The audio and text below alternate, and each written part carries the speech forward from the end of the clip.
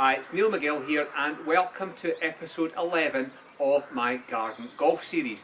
And in this episode I am going to talk to you about how you can practice the downhill lie whilst you're in your garden and practicing at home. This is something that can be done both indoor or outdoor with or without a club.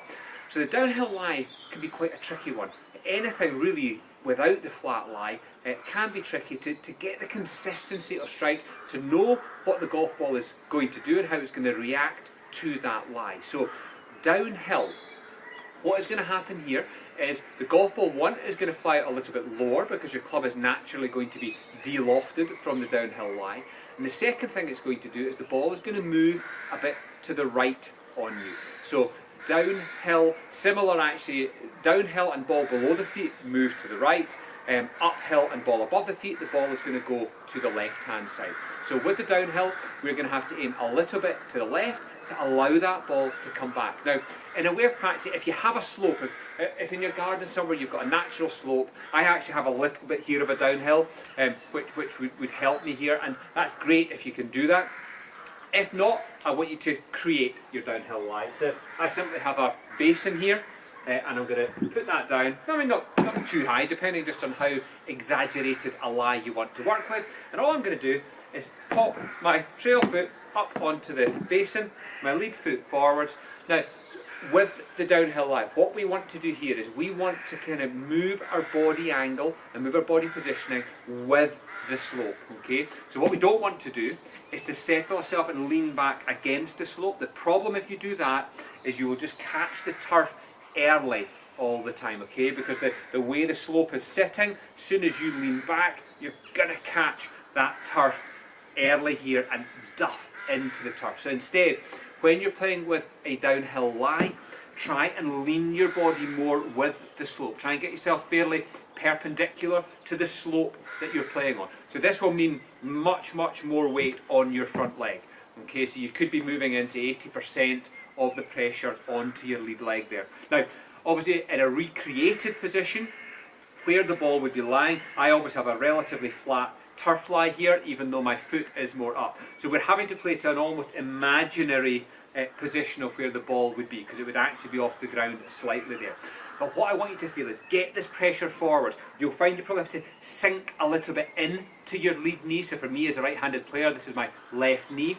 Again, all of these slope lies, be careful not to try to force the shot. Concentrate on nice smooth tempo, not trying to get too quick, because really we want to just get a consistent contact on the golf ball from a lie that is going to be slightly different each time. So rather than forcing, you'd be better to take a little bit more club, but actually with downhill lie, you have less loft anyway. So this ball is going to run out a little bit more than it would be, for example, on an uphill ball above the feet. So again, from there, leaning into the slope, you're going to be restricted in how much you can turn back because there's much more pressure forwards.